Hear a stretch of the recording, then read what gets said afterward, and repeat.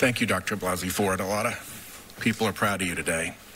From a prosecutor's eye view, one of the hardest things that we have to do is to speak to somebody who's come forward with an allegation of sexual assault and let them know that we can't provide the evidence to go forward to trial. It's a hard day for the prosecutor to do that. And so, both because making a sincere and thorough investigative effort is such an important consolation to the victim in that circumstance, and because it's what you're obliged to professionally, sincere and thorough investigation is critical to these claims in a prosecutor's world. It may be the most basic thing that we owe a victim or a witness coming forward, is to make sure that we give them a full, thorough, and sincere investigation. You have met all of the standards of what I might call preliminary credibility with your initial statement. You have vivid, specific, and detailed recollections, something prosecutors look for. Your recollections are consistent with known facts. You made prior consistent statements, something else prosecutors and lawyers look for. You were willing to and did take a lie detector test. And you were willing to testify here. Here you are, subject to professional cross-examination by a prosecutor. So you've met any condition any prosecutor could expect to go forward, and yet there has been no sincere or thorough investigation of your claims. You specifically asked for an FBI investigation, did you not? You have to say something. Just say yes. Yes. And are you aware that when the FBI begins investigating, they might find corroborative evidence and they might find exculpatory evidence? I don't know what exculpatory evidence is.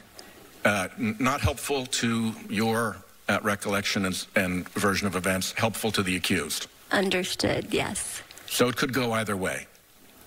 Yes. And you were still not just willing, but insistent that the FBI should investigate your recollection and your claim? Yes, I feel like I could be more helpful in that, if that was the case, in providing some of the details that maybe people are wanting to know about. And as we know, they didn't. And I submit that never in the history of background investigations has an investigation not been pursued when new, credible, derogatory information was brought forward about the nominee or the candidate. I don't think this has ever happened in the history of FBI background investigations. Maybe somebody can prove me wrong, but it's wildly unusual and out of character.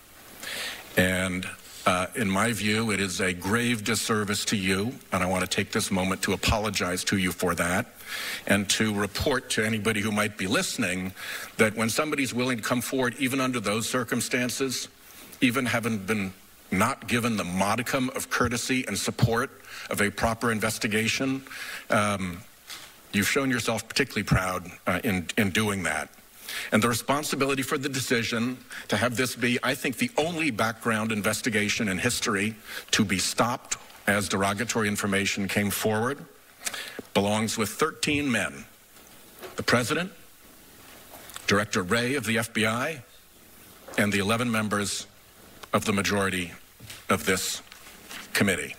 As to the committee's investigation, the fact that Mr. Kavanaugh's alleged accomplice has not been subpoenaed, has not been examined and cross-examined under oath, has not been interviewed by the FBI, tells you all you need to know about how credible this performance is.